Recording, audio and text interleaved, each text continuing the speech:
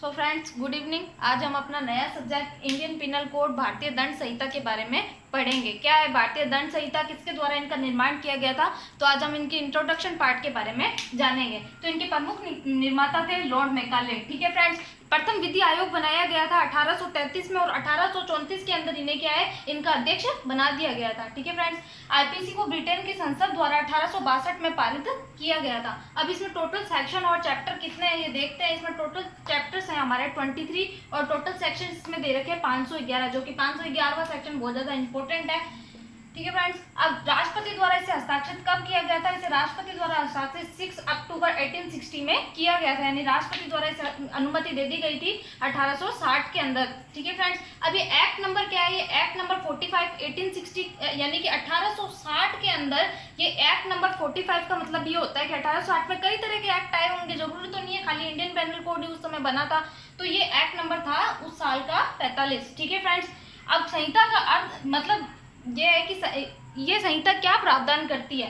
वह संहिता जो इसमें दंड का प्रावधान है, किस चीज का प्रावधान किया गया है? दंड का प्रावधान किया गया है। इसमें प्रक्रिया के बारे में नहीं बताया। अगर हमें प्रक्रिया के बारे में जानना है तो हमें सीआरपीसी पढ़नी होगी। अब फ्रेंड्स, लॉ क्या होता है, विधि एक्चुअली होती क्या है, जो हम अपने आसपास के वातावरण में देखते हैं वो क्या होती है, एक तरह से विधि होती है। जैसे अगर किसी महिला के ऊपर कोई अत्याचार होता है तो उससे संबंधित अगर कोई विधि बनाई जाएगी तो वो क्या बन जाएगा, एक लॉ बन जाएगा। ठीक है फ्रेंड्स, वैसे मेनली देखा जाए तो विधि की डेफिनेशन क्या होगी, वह नियम जो समाज को नियंत्रित या नियमित करने के लिए बनाए जाते हैं, ऐसे नियम क्या कहलाते हैं, विधि या कानून कहलाते हैं। अगर हमें आईपीसी को समझना है तो हमें 3 चीजें मेनली इसमें जाननी होगी, डेफिनेशन, डिफरेंसेस और एक्सप्लेनेशन।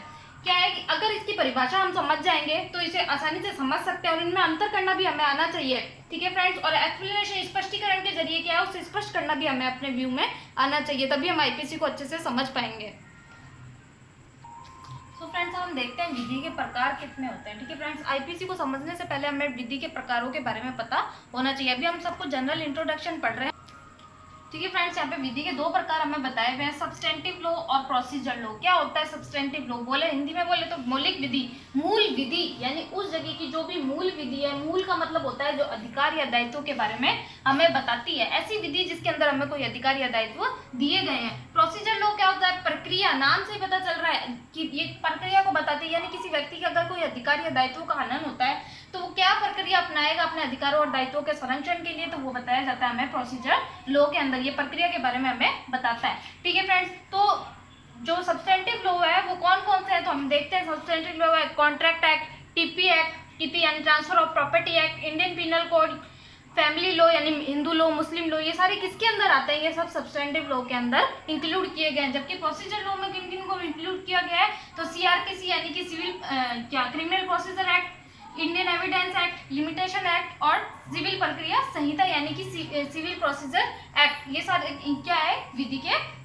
सब प्रोसीजर लॉ के पार्ट है। ठीक है फ्रेंड्स, अब हम देखते हैं कि एक्ट और कोड में क्या अंतर होता है। सामान्यतः देखा जाए तो हम ऐसा मान लेते हैं कि एक्ट और कोड में कोई अंतर नहीं है, लेकिन इंटरव्यू बेस के ऊपर ये बहुत ज्यादा इंपॉर्टेंट है कि हमें अधिनियम और संहिता के अंदर अंतर पता होना चाहिए। तो एक्ट क्या होता है फ्रेंड्स? जब भी कोई विधेयक पारित होता है तो संसद के दोनों सदनों में उसको क्या है, रखा जाता है और दोनों सदनों द्वारा उसे पारित किया जाता है और अधिनियम जो है राष्ट्रपति के पास में जाता है हस्ताक्षरित होने के लिए। जब वो राष्ट्रपति से द्वारा हस्ताक्षरित हो जाता है तो वो एक अधिनियम का रूप ले लेता है। उसे क्या कर दिया जाता है, उसका अधिनियमितीकरण कर दिया जाता है, उसे तो बोलते हैं हम एक्ट। अब कोड क्या होता है फ्रेंड्स? कोड का मतलब होता है कि पहले क्या है कि सारे जो धर्म थे उनके अलग अलग विधियां थी और उनमें अलग अलग कानून थे, उनके हिसाब से उन्हें क्या सजा का प्रावधान था। कोड का मतलब होता है ऐसी संहिता जिसमें किसी को सारी विधियों को क्या कर दिया गया है, सम्मिलित कर दिया गया है, मिला दिया गया है या जोड़ दिया गया है। तो प्राचीन समय के जो भी कानून थे उन सबको समाश्रित कर यानी कि मिलाकर